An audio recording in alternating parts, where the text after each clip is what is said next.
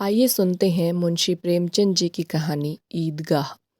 रमजान के पूरे 30 रोज़ों के बाद ईद आई है। कितना मनोहर, कितना सुहावना प्रभाव है। वृक्षों पर अजीब हरियाली है, खेतों में कुछ अजीब रौनक है, आसमान पर कुछ अजीब लालिमा है। आज का सूर्य देखो कितना प्यारा, कितना शीतल, यानी संसार को ईद की बधाई दे रहा है। गांव में कितनी हलचल है, ईदगाह जाने की तैयारियां हो रही हैं। किसी के कुर्ते में बटन नहीं है, पड़ोस के घर से सुई धागा लेने के लिए दौड़ा जा रहा है। किसी के जूते कड़े हो गए हैं, उनमें तेल डालने के लिए तेली के घर भागा जाता है। जल्दी जल्दी बैलों को सानी पानी दे दें, ईदगाह से लौटते लौटते दोपहर हो जाएगी। 3 कोस का पैदल रास्ता, फिर सैकड़ों आदमियों से मिलना भेंटना, दोपहर के पहले लौटना असंभव है। लड़के सबसे ज्यादा प्रसन्न हैं। किसी ने एक रोजा रखा है, वह भी दोपहर तक, किसी ने वह भी नहीं। लेकिन ईदगाह जाने की खुशी उनके हिस्से की चीज है। रोज बूढ़े बूढ़ों के लिए होंगे, इनके लिए तो ईद है। रोजे ईद का नाम रटते थे, आज वह आ गई। अब जल्दी पड़ी है कि लोग ईदगाह क्यों नहीं चलते। इन्हें गृहस्थी चिंताओं से क्या प्रयोजन। सेवैयों के लिए दूध और शक्कर घर में है या नहीं, इनकी बला से ये तो सेवैया खाएंगे। वह क्या जाने कि अब्बा जान क्यों बदहवास चौधरी कायम वाली के घर दौड़े जा रहे हैं। उन्हें क्या खबर कि चौधरी आंखें बदल लें तो यह सारी ईद मुहर्रम हो जाए। उनकी अपनी जेबों में तो कुबेर का धन भरा हुआ है। बार बार जेब से अपना खजाना निकाल कर गिनते हैं और खुश होकर फिर रख लेते हैं। महमूद गिनता है, 1 2 10 12, उसके पास 12 पैसे हैं। मोहसिन के पास 1 2 3 8 9 15 पैसे हैं।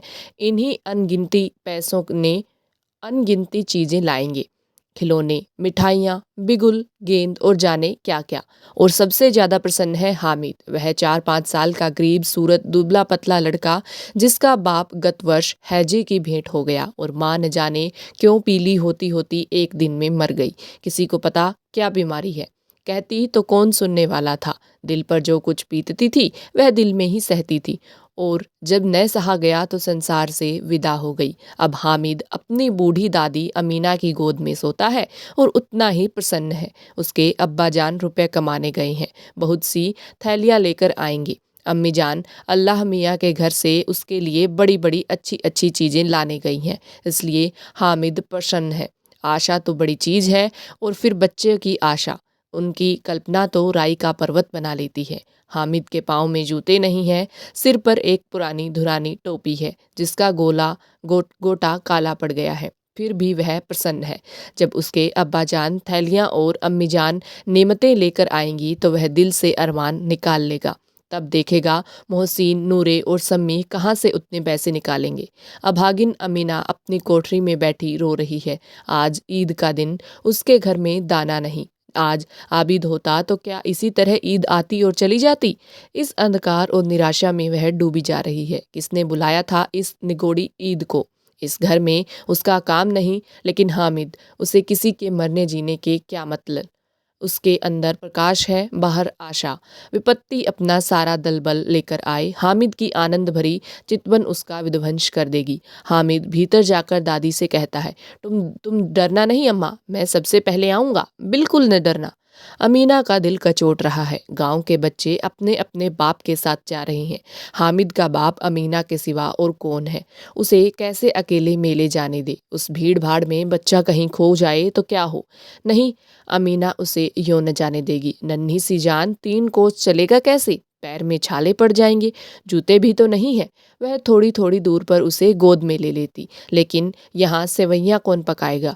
पैसे होते तो लौटते लौटते सब सामग्री जमा करके चटपट बना लेती। यहाँ तो घंटों चीजें जमा कर लेंगे। मांगे का ही तो सहारा ठहरा। उस दिन फहीमन के कपड़े सिले थे, 8 आने पैसे मिले थे। उस अठन्नी को ईमान की तरह बचाती चली आती थी इसी ईद के लिए, लेकिन कल गवालन सिर पर सवार हो गई तो क्या करती। हामिद के लिए कुछ नहीं है तो 2 पैसे का दूध तो चाहिए ही। अब तो कुल 2 आने पैसे बच रहे हैं, 3 पैसे हामिद की जेब में, 5 अमीना के बटुए में। यही तो बिसात है और ईद का त्योहार, अल्लाह ही बेड़ा पर लगाए। धोबन और नाइन और मेहतारिन और चुड़ीहारिन सभी तो आएंगी, सभी को सेवैयाँ चाहिए, और थोड़ा किसी को आंखों नहीं लगता, किस किस से मुंह चुराएगी। और मुंह क्यों चुराए, साल भर का त्योहार है, जिंदगी खैरियत से रहे, उनकी तकदीर भी तो उसी के हाथ है। बच्चे को खुदा सलामत रखे, ये दिन भी कट जाएंगे। गांव से मेला चला और बच्चों के साथ हामिद भी जा रहा था। कभी सबके सब दौड़कर आगे निकल जाते, फिर किसी पेड़ के नीचे खड़े होकर साथ वालों का इंतजार करते। यह लोग क्यों इतना धीरे धीरे चल रहे हैं? हामिद के पैरों में तो जैसे पर लग गए हों। वह कभी थक सकता है। शहर का दामन आ गया। सड़क के दोनों ओर अमीरों के बगीचे हैं। पक्की चारदीवारी बनी हुई है। पेड़ों में आम और लीचियां लगी हुई हैं। कभी कभी कोई लड़का कंकड़ी उठाकर आम पर निशाना लगा देता है। माली अंदर से गाली देता हुआ निलता है। लड़के वहां से एक फलांग पर हैं, खूब हंस रहे हैं। माली को कैसा उल्लू बनाया है। बड़ी बड़ी इमारतें आने लगी। यह अदालत है, यह कॉलेज है, यह क्लब घर है। इतने बड़े कॉलेज में कितने लड़के पढ़ते होंगे? यह सब लड़के नहीं है जी, बड़े बड़े आदमी हैं। सच, उनकी बड़ी बड़ी मूछें हैं। इतने बड़े हो गए अभी तक पढ़ते जाते हैं। न जाने कब तक पढ़ेंगे और क्या करेंगे इतना पढ़कर। हामिद के मदरसे में 2-3 बड़े बड़े लड़के हैं, बिल्कुल 3 कौड़ी के। रोज मार खाते हैं, काम से जी चुराने वाले। इस जगह भी उसी तरह के लोग होंगे और क्या। क्लब घर में जादू होता है। सुना है यहाँ मुर्दों की खोपड़ियां दौड़ती हैं और बड़े बड़े तमाशे होते हैं, पर किसी को अंदर नहीं जाने देते। और वहाँ शाम को साहब लोग खेलते हैं। बड़े बड़े आदमी खेलते हैं, मूंछों दाढ़ी वाले। और मेमें भी खेलती हैं। सच, हमारी अम्मा को यह दे दो, क्या नाम है, बैट तो उसे पकड़ ही न सके, घुमाते ही लुढ़क जाए। महमूद ने कहा। हमारी अम्मी जान का तो हाथ कांपने लगे, अल्लाह कसम। मोहसिन बोला, चलो मनो आटा पीस डालती हैं, जरा सा बैट पकड़ लेगी तो हाथ कांपने लगेंगे। सैकड़ों घड़े पानी रोज निकलती है। 5 घड़े तो तेरी भैंस पी जाती है। किसी मेम को एक घड़ा पानी भरना पड़े तो आंखों तक अंधेरी आ जाए। महमूद, लेकिन दौड़ती तो नहीं, उछल कूद तो नहीं सकती। मोहसिन, हाँ उछल कूद तो नहीं सकती, लेकिन उस दिन मेरी गाय खुल गई थी और चौधरी के खेत में जा पड़ी थी। अम्मा इतना तेज दौड़ी कि मैं उन्हें न पा सका। सच। आगे चले हलवाइयों की दुकानें शुरू हुई। आज खूब सजी हुई थी। इतनी मिठाइयाँ कौन खाता? देखो न, एक एक दुकान पर मनो होंगी। सुना है रात को जिन्नात आकर खरीद ले जाते हैं। अब्बा कहते थे कि आधी रात को एक आदमी हर दुकान पर जाता है और जितना माल बचा होता है वह तुलवा लेता है और सचमुच के रुपए देता है। बिल्कुल ऐसे ही रुपए। हामिद को यकीन न आया। ऐसे रुपए जिन्नात को कहाँ से मिल जाएंगी? मोहसिन ने कहा, जिन्नात को रुपए की क्या कमी, जिस खजाने में चाहे ले जाए। लोहे के दरवाजे तक उन्हें नहीं रोक सकते। जनाब, आप हैं किस फेर में? हीरे जवाहरात तक उनके पास रहते हैं। जिससे खुश हो गए, उसे टोकरों जवाहरात दे दिए। अभी यहीं बैठे हैं, 5 मिनट में कलकत्ता पहुंच जाएं। हामिद ने फिर पूछा, जिन्नात बहुत बड़े बड़े होते हैं? मोहसिन, एक एक सिर आसमान के बराबर होता है जी। जमीन पर खड़ा हो जाए तो उसका सिर आसमान से जा लगे, मगर चाहे तो एक लोटे में घुस जाए। हामिद, लोग उन्हें कैसे खुश करते होंगे? कोई मुझे यह मंत्र बता दे तो एक जिनन को खुश कर लूं। मोहसिन, अब यह तो नहीं जानता, लेकिन चौधरी साहब के काबू में बहुत से जिन्नात हैं। कोई चीज़ चोरी हो जाए, चौधरी साहब उसका पता लगा देंगे और चोर का नाम बता देंगे। जुमराती का बचवा उस दिन खो गया था। 3 दिन हैरान हुए, कहीं न मिला। तब झक मारकर चौधरी के पास गए। चौधरी ने तुरंत बता दिया मवेशी खाने में है, और वहीं मिला। जिन्नात आकर उन्हें सारी जहान की खबर दे जाते हैं। अब उसकी समझ में आ गया कि चौधरी के पास क्यों इतना धन है और क्यों उसका इतना सम्मान है। आगे चले। यह पुलिस लाइन है। यहीं सब कांस्टेबल कवायद करते हैं। रेटन, फाइफो रात को बेचारे घूम घम कर पहरा देते हैं, नहीं चोरियां हो जाए। मोहसिन ने प्रतिवाद किया, यह कांस्टेबल पहरा देते हैं? तभी तुम बहुत जानते हो। अजी हजरत, यह चोरी करते हैं। शहर के जितने चोर डाकू हैं सब इनसे मोहल्ले में आकर जाते रहो पुकारते हैं, तभी इन लोगों के पास इतने रुपए आते हैं। मेरे मामू एक थाने में कांस्टेबल है। बरस रुपया महीना पाते हैं, लेकिन 50 रुपये घर भेजते हैं। अल्लाह कसम, मैंने एक बार पूछा था कि मामू आप इतने रुपए कहाँ से पाते हैं? हंसकर कहने लगे, बेटा अल्लाह देता है। फिर आप ही बोले, हम लोग चाहें तो एक दिन में लाखों मार डाएं। हम तो इतना हिलाते हैं जिसमें अपनी बदनामी न हो और नौकरी न चली जाए। हामिद ने पूछा, यह लोग चोरी करवाते हैं तो इन्हें कोई पकड़ता नहीं? मोहसिन उसकी नादानी पर दया दिखाकर बोला, अरे पागल, इन्हें कौन पकड़ेगा? पकड़ने वाले तो यह खुद है। लेकिन अल्लाह इन्हें सजा भी खूब देता है। हराम का माल हराम में जाता है। थोड़े ही दिन हुए, मामू के घर में आग लग गई। सारी लेई पूंजी जल गई। एक बर्तन तक न बचा। कई दिन पेड़ के नीचे सोए, अल्लाह कसम पेड़ के नीचे। फिरन जाने कहाँ से 100 कर्ज लाए, तो बर्तन भांडे आए। हामिद, 100 तो 50 से ज़्यादा होते हैं। कहाँ 50, कहाँ 100। 50 एक थैली भर होता है, 100 तो 2 थैलियों में भी न आए। अब बस्ती घनी होने लगी। ईदगाह जाने वालों की टोलियां नजर आने लगी, एक से एक भड़कीले वस्त्र पहने हुए, कोई इक्के तांगे पर सवार, कोई मोटर पर। सभी इत्र में बसे, सभी के दिलों में उमंग। ग्रामीणों का यह छोटा सा दल अपनी विपन्नता से बेखबर, संतोष और धैर्य में मग्न चला जा रहा था। बच्चों के लिए नगर की सभी चीजें अनोखी थीं। जिस चीज की ओर ताकते ताकते ही रह जाते, और पीछे से आन की आवाज होने पर भी न चेतते। हामिद तो मोटर के नीचे जाते जाते बचा। सहसा ईदगाह नजर आई। ऊपर इमली के घने वृक्षों की छाया है, नीचे पक्का फर्श है जिस पर जाजम बिछा हुआ है, और रोजेदारों की पंक्तियां एक के पीछे एक न जाने कहाँ तक चली गई हैं। पंक्ति पक्की जगत के नीचे तक, जहाँ जाजम भी नहीं है। नए आने वाले आकर पीछे की कतार में खड़े हो जाते हैं। आगे जगह नहीं है। यहाँ कोई धन और पद नहीं देखता। इस्लाम की निगाह में सब बराबर हैं। इन ग्रामीणों ने भी वजू किया और पिछली पंक्ति में खड़े हो गए। कितना सुंदर संचालन है, कितनी सुंदर व्यवस्था। लाखों सिर एक साथ सिजदे में झुक जाते हैं, फिर सबके सब एक साथ खड़े हो जाते हैं, एक साथ झुकते हैं और एक साथ खड़े हो जाते हैं, एक साथ खड़े हो जाते हैं, एक साथ झुकते हैं और एक साथ खड़े हो जाते हैं। कई बार यही क्रिया होती है, जैसे बिजली की लाखों बत्तियां एक साथ प्रदीप्त हों और एक साथ बुझ जाएं, और यही क्रम चलता रहे। कितना अपूर्व दृश्य था, जिसकी सामूहिक क्रियाएं विस्तार और अनंतता हृदय को श्रद्धा, गर्व और आत्मानंद से भर देती थी। मानो भ्रातृत्व का एक सूत्र इन समस्त आत्माओं को एक लड़ी में पिरोए हुई है। नमाज खत्म हुई, लोग आपस में गले मिल रहे हैं, तब मिठाई और खिलौने की दुकान पर धावा होता है। ग्रामीणों का यह दल इस विषय में बालकों से कम उत्साहित नहीं है। यह देखो हिंडोला है, 1 पैसा देकर चढ़ जाओ। कभी आसमान पर जाते हुए मालूम होंगे, कभी जमीन पर गिरते हुए। यह चरखी है, लकड़ी के हाथी, घोड़े, ऊंट छड़ों में लटके हुए हैं। 1 पैसा देकर बैठ जाओ और 25 चक्रों का मजा लो। महमूद और मोहसिन और नूरे और सम्मी इन घोड़ों और ऊँटों पर बैठते हैं।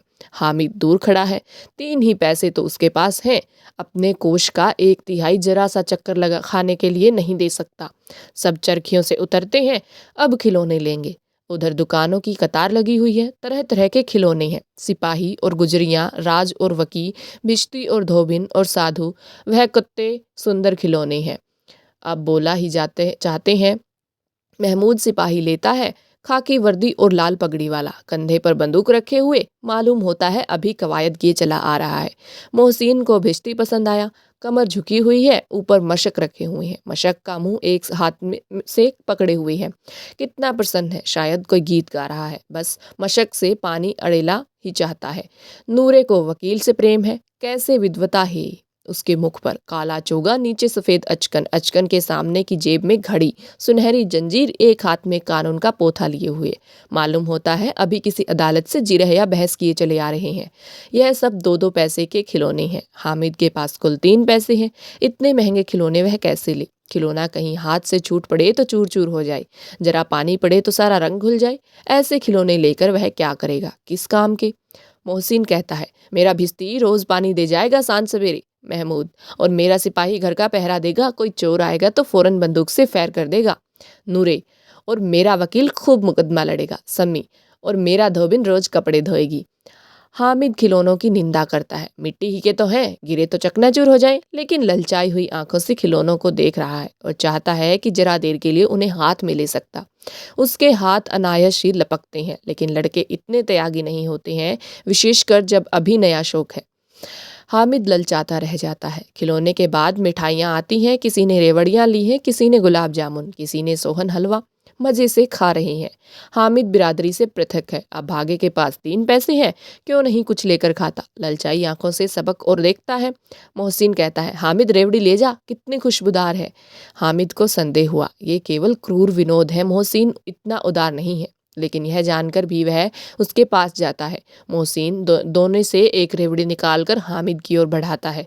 हामिद हाथ फैलाता है, मोहसिन रेवड़ी अपने मुंह में रख लेता है। महमूद, नूरे और शम्मी खूब तालियां बजा बजा कर हंसते हैं। हामिद खिसिया जाता है। मोहसिन, अच्छा अब की जरूर देंगे हामिद, अल्लाह कसम ले जा। हामिद, रखे रहो, क्या मेरे पास पैसे नहीं है? शम्मी, 3 ही पैसे तो हैं, 3 पैसे में क्या क्या लोगे? महमूद, हमसे गुलाब जामुन ले जाओ हामिद। मोहसिन बदमाश है। हामिद, मिठाई कौन बड़ी नेमत है? किताब में इनकी कितनी बुराइयां लिखी हैं। मोहसिन, लेकिन दिन में कह रहे होगे कि मिले तो खा लें, अपने पैसे क्यों नहीं निकालते? महमूद, इस समझते हैं इसकी चालाकी, जब हमारे सारे पैसे खर्च हो जाएंगे तो हमें ललचा ललचा कर खाएगा। मिठाइयों के बाद कुछ दुकानें लोहे की चीज़ों की, कुछ गिलट और कुछ नकली गहनों की। लड़कों के लिए यहाँ कोई आकर्षण न था, वे सब आगे बढ़ जाते हैं। हामिद लोहे की दुकान पर रुक जाता है। कई चिमटे रखे हुए थे, उसे ख्याल आया दादी के पास चिमटा नहीं है। तवे पे रोटियां उतारती हैं तो हाथ जल जाता है। अगर वह चिमटा ले जाकर दादी को दे दे तो वह कितना प्रसन्न होंगी, फिर उनकी उंगलियां कभी न जलेंगी। घर में एक काम की चीज़ हो जाएगी। खिलौने से क्या फ़ायदा, व्यर्थ में पैसे खराब होते हैं। जरा देर ही तो खुशी होती है, फिर तो खिलौने को कोई आंख उठाकर नहीं देखता। यह तो घर पहुँचते पहुँचते टूट फूट कर बराबर हो जाएंगे। चिमटा कितने काम की चीज़ है, रोटियां तवे से उतार लो, चूल्हे में सेक लो, कोई आग मांगने आए तो चटपट चूल्हे से आग निकाल कर उसे दे दो। अम्मा बेचारी को कहाँ फुर्सत है कि बाजार आए और इतने पैसे ही का मिलते हैं, रोज हाथ जला देती है। हामिद के साथी आगे बढ़ गए। सबिल पर सबके सब शरबत पी रहे हैं। देखो सब कितने लालची हैं, इतनी मिठाइयाँ ली, मुझे किसी ने एक भी न दी। उस पर कहते हैं मेरे साथ खेलो, मेरे यह काम करो। अब अगर किसी ने कोई काम करने को कहा तो पूछूंगा, खाए मिठाइयाँ, आप मुंह सड़ेगा, फोड़े फुंसियाँ निकलेंगी, आप ही जबान चटोरी हो जाएगी, तब घर से पैसे चुराएंगे और मार खाएंगे। किताब ने झूठी बातें छोड़े ही लिखी हैं, मेरी जबान क्यों खराब होगी? अम्मा चिमटा देखते ही छोड़कर मेरे हाथ से ले लेंगी और कहेंगी मेरा बच्चा अम्मा के लिए चिमटा लाया है, कितना अच्छा लड़का है। इन लोगों के खिलौने पर कौन इन्हें दुआएं देगा? बड़ों का दुआएं सीधे अल्लाह के दरबार में पहुंचती हैं और तुरंत सुनी जाती हैं। मैं भी इनसे मिजाज क्यों सहूं? मैं गरीब सही, किसी से कुछ मांगने तो नहीं जाते। आखिर अब्बा जान कभी न कभी आएंगे, अम्मा भी आएंगी ही। फिर इन लोगों से पूछूंगा कितने खिलौने लोगे, एक एक को टोकरियां खिलौने दूं और दिखा दूं कि दोस्तों के साथ इस तरह का सलूक किया जाए। यह नहीं कि एक पैसे की रेवड़ियां ली तो चिढ़ा चिढ़ा कर खाने लगे। सबके सब हंसेंगे कि हामिद ने चिमटा लिया है। हंसे मेरी बला से। उसने दुकानदार से पूछा, यह चिमटा कितने का है? दुकानदार ने उसकी ओर देखा और कोई आदमी साथ में देखकर कहा, तुम्हारे काम का नहीं है जी, बिकाऊ है कि नहीं? बिकाऊ क्यों नहीं है और यहाँ क्यों लाद लाए हैं? तो बताते क्यों नहीं कि कितने पैसे का है? 6 पैसे लगेंगे। हामिद का दिल बैठ गया। ठीक ठाक 5 पैसे लगेंगे, लेना हो तो लो, नहीं चलते बनो। हामिद ने कलेजा मजबूत करके कहा, 3 पैसे लोगे? यह कहता हुआ वह आगे बढ़ गया कि दुकानदार की घुड़कियां न सुने। लेकिन दुकानदार ने घुड़कियां नहीं दी, बुलाकर चिमटा दे दिया। हामिद ने उसे इस तरह कंधे पर रखा मानो बंदूक है और शान से अकड़ता हुआ संगियों के पास आया। जरा सुने सबके सब क्या क्या आलोचनाएं करते हैं। मोहसिन ने हंसकर कहा, यह चिमटा क्यों ले आए पागल, इसे क्या करेगा? हामिद ने चिमटे को जमीन पर पटक कर कहा, जरा अपना भिश्ती जमीन पर गिरा दो, सारी पसलियां चूर चूर हो जाएं बचा की। महमूद बोला, तो यह चिमटा कोई खिलौना है? हामिद, खिलौना क्यों नहीं है, अभी कंधे पर रखा बंदूक हो गई, हाथ में ले लिया फकीरों का चिमटा हो गया। चाहूं तो इससे मजीरे काकम ले सकता हूँ। एक चिमटा जमा दूं तो तुम लोगों के सारे खिलौनों की जान निकल जाए। तुम्हारे खिलौने कितना ही जोर लगाएं, मेरे चिमटे का बाल भी बांका नहीं कर सकते। मेरा बहुत बहादुर शेर है चिमटा। शम्मी ने खंजरी ली थी, प्रभावित होकर बोला, मेरी खंजरी से बदलोगे? 2 आने की है। हामिर ने खंजरी की ओर उपेक्षा से देखा, मेरा चिमटा चाहे तो तुम्हारी खंजरी का पेट फाड़ डाले। बस एक चमड़े की झिल्ली लगा दी, डब डब बोलने लगी, जरा सा पानी लग जाए तो खत्म हो जाए। मेरा बहादुर चिमटा आग में, पानी में, आंधी में, तूफान में बराबर डटा खड़ा रहेगा। चिमटे ने सभी को मोहित कर लिया। अब पैसे किधर से किसी के पास धरे हैं? फिर मेले से दूर निकल आए हैं। 9 कब के बज गए, धूप तेज हो रही है, घर पहुंचने की जल्दी हो रही है। बाप से जिद भी करें तो चिमटा नहीं मिल सकता। हामिद है बड़ा चालाक, इसीलिए बदमाश ने अपने पैसे बचा रखे थे। अब बालकों के 2-2 दल हो गए हैं। मोहसिन, मोहम्मद, सम्मी और नूरे एक तरफ हैं, हामिद अकेला दूसरी तरफ। शास्त्रार्थ हो रहा है। सम्मी तो विधर्मी आ गया, दूसरे पक्ष से जा मिला, लेकिन मोहनी, मोहम्मद और नूरे भी हामिद से 1-1, 2-2 साल बड़े होने पर भी हामिद के आघातों से आतंकित हो उठे हैं। उसके पास न्याय का बल है और नीति की शक्ति। एक और मिट्टी है, दूसरी ओर लोहा। जो इस वक्त अपने को फौलाद कह रहा है वह अजेय है, घातक है। अगर कोई शेर आ जाए, मियाँ भिश्ती के छक्के छूट जाए। जो मियाँ सिपाही मिट्टी की बंदूक छोड़कर भागे, वकील साहब की नानी मर जाए, चोगे में मुंह छिपाकर जमीन पर लेट जाए, मगर यह चिमटा, यह बहादुर, यह रुस्तमे हिंद लपक कर शेर की गर्दन पर सवार हो जाएगा और उसकी आंखें निकाल लेगा। मोहसिन ने एड़ी चोटी का जोर लगाकर कहा, अच्छा पानी तो नहीं भर सकता। हामिद ने चिमटे को सीधा खड़ा करके कहा, भिश्ती को एक डांट बताएगा तो दौड़ा हुआ पानी लेकर उसके द्वार पर छिड़कने लगेगा। मोहसिन परास्त हो गया, पर महमूद ने कुमुक पहुंचाई, अगर बच्चा पकड़ जाए तो अदालत में बंधे बंधे फिरेंगे, तब तो वकील साहब के पैरों पड़ेंगे। हामिद इस प्रबल तर्क का जवाब न दे सका। उसने पूछा, हमें पकड़ने कौन आएगा? नूरे ने अकड़कर कहा, यह सिपाही बंदूक वाला। हामिद ने मुंह चिढ़ाकर कहा, यह बेचारे हम बहादुर रुस्तमे हिंद को पकड़ेंगे? अच्छा लाओ, अरे अभी जरा कुश्ती हो जाए, इसकी सूरत देखकर दूर से भागेंगे, पकड़ेंगे क्या बेचारे। मोहसिन को एक नई चोट सूझ गई। तुम्हारे चिमटे का मुंह रोज आग में जलेगा। उसने समझा था कि हामिद लाजवाब हो जाएगा, लेकिन यह बात न हुई। हामिद ने तुरंत जवाब दिया, आग में बहादुर ही कूदते हैं जनाब। तुम्हारे यह वकील सिपाही और भिश्ती लौंडियों की तरह घर में घुस जाएंगे। आग में वह काम है जो रुस्तमे हिंद ही कर सकता है। महमूद ने एक जोर लगाया, वकील साहब कुर्सी मेज पर बैठेंगे, तुम्हारा चिमटा तो बावर्ची खाने में जमीन पर पड़ा रहने के सिवा और क्या कर सकता है। इस तर्क से सम्मी और नूरे को भी सजी कर दिया। कितने ठिकाने की बात कही है पट्टे ने। चिमटा बावर्ची खाने में पड़ा रहने से सिवा और क्या कर सकता है। हामिद को कोई फड़कता हुआ जवाब न सूझा, तो उसने धांधली शुरू की, मेरा चिमटा बावर्ची खाने में नहीं रहेगा। वकील साहब कुर्सी पर बैठेंगे तो जाकर उन्हें जमीन पर पटक देगा और उनका कानून उनके पेट में डाल देगा। बात कुछ बनी नहीं, खाल गाली गलौज थी, लेकिन कानून को पेट में डालने वाली बात छा गई। ऐसी छा गई कि तीनों सुरमा मुंह ताकते रह गए, मानो कोई धेलचा कानकोवा किसी गंडेवाले कनकोवे को काट गया है। कानून मुंह से बाहर निकलने वाली चीज हो, उसको पेट के अंदर डाल दिया, जान बेतुकी सी बात होने पर भी कुछ नयापन रखती है। हामिद ने मैदान मार लिया। उसका चिमटा रुस्तमे हिंद है। अब इसमें मोहसिन, महमूद, नूरे, सम्मी की किसी बात को, किसी को कोई आपत्ति नहीं हो सकती। विजेता को हारने वालों में से जो सत्कार मिलना स्वाभाविक है, वह हामिद को भी मिला। औरों ने 3-3, 4-4 आने पैसे खर्च किए, पर कोई काम की चीज़ न ले सके। हामिद ने 3 पैसे में रंग जमा लिया। सच ही तो है, खिलौनों का क्या भरोसा, टूट फूट जाएंगी। हामिद का चिमटा तो बना रहेगा परसों। संधि की शर्तें तय होने लगी। मोहसिन ने कहा, जरा अपना चिमटा दो, हम भी देखें। तुम हमार भिश्ती देकर देख लो। महमूद और नूरे ने भी अपने अपने खिलौने पेश किए। हामिद को इन शर्तों को मानने में कोई आपत्ति न थी। चिमटा बारी बारी से सबके हाथ में गया और उनके खिलौने बारी बारी से हामिद के हाथ में आए। कितने खूबसूरत खिलौने हैं। हामिद ने हारने वालों के आंसू पोंछे। मैं तुम्हें चिढ़ा रहा था, सच यह चिमटा भला इन खिलौनों की क्या बराबर करेगा। मालूम होता है अब बोले। लेकिन मोहसिन की पार्टी को इस दिलासे से संतोष नहीं होता। चिमटे का छिलका खूब बैठ गया। चिपका हुआ टिकट अब पानी से नहीं छूट रहा है। मोहसिन, लेकिन इन खिलौनों के लिए कोई हमें दुआ तो न देगा। महमूद, दुआ को लिए फिरते रहो, उल्टे मारने न पड़े। अम्मा जरूर कहेंगे कि मेले में यही मिट्टी के खिलौने मिले। हामिद को स्वीकार करना पड़ा कि खिलौनों को देखकर किसी की माँ इतनी खुश न होगी जितनी दादी चिमटे को देखकर होंगी। 3 पैसों ही में तो उसने सब कुछ करना था और उन पैसों के इस उपायों पर पछतावे की बिल्कुल जरूरत न थी। फिर अब तो चिमटा रुस्तमे हिंद है और सभी खिलौनों का बादशाह। रास्ते में महमूद को भूख लगी। उसके बाप ने केले खाने को दिए। महमूद ने केवल हामिद को साझी बनाया। उसके अन्य मित्र मुंह ताकते रह गए। यह उस चिमटे का प्रसाद था। 11 बजे गांव में हलचल मच गई। मेले वाले आ गए। मोहसिन की छोटी बहन दौड़कर भिश्ती उसके हाथ से छीन लिया और मारे खुशी के जा उछली तो मियाँ भिश्ती नीचे आ गिरे और सुरलोक सिधारे। इस पर भाई बहन में मारपीट हुई। दोनों खूब रोए। उसकी अम्मा यह शोर सुनकर बिगड़ी और दोनों को ऊपर से 2-2 चांटे और लगाई।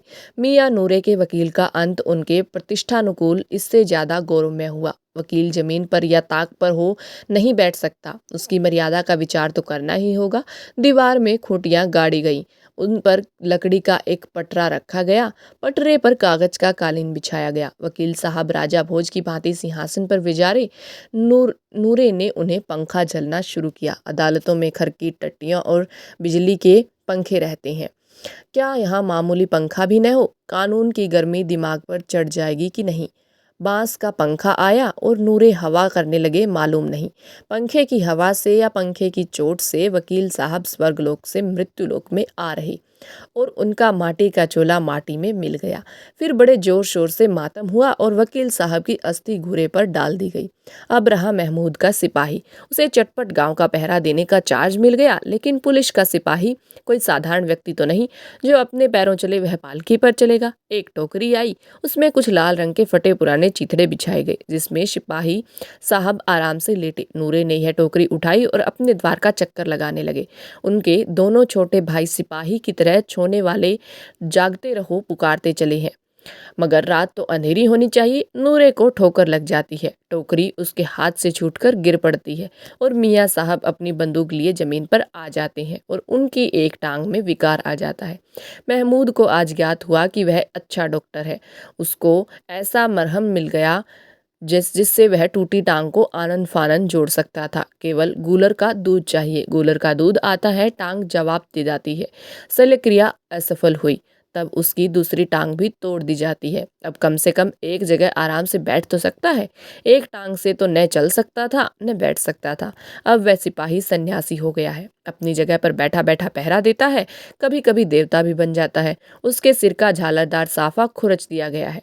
अब उसका जितना रूपांतर चाहो कर सकते हो। कभी कभी तो उससे बाट का काम भी लिया जाता है। अब मियाँ हामिद का हाल सुनिए। अमीना उसकी आवाज़ सुनते ही दौड़ी और उसे गोद में उठाकर प्यार करने लगी। सहसा उसके हाथ में चिमटा देखकर वह चौंकी। यह चिमटा कहाँ था? मैंने मोल लिया है। कै पैसे में? 3 पैसे दिए। अमीना ने छाती पीट ली। यह कैसा बेशर्म लड़का है कि दोपहर हुआ कुछ खाया न पिया। लाया क्या? चिमटा। सारे मेले में तुझे और कोई चीज न मिली जो यह लोहे का चिमटा उठा लाया? हामिद ने अपराधी भाव से कहा, तुम्हारी उंगलियां तवे से जल जाती थी, इसलिए मैंने इसे लिया। बुढ़िया का क्रोध तुरंत स्नेह में बदल गया, और स्नेह भी वह नहीं जो प्रगल्भ होता है और अपनी सारी कसक शब्दों में बिखेर देता है। यह मूक स्नेह था, खूब ठोस रस और स्वाद से भरा हुआ। बच्चे में कितना व्याग, कितना सद्भाव और कितना विवेक है।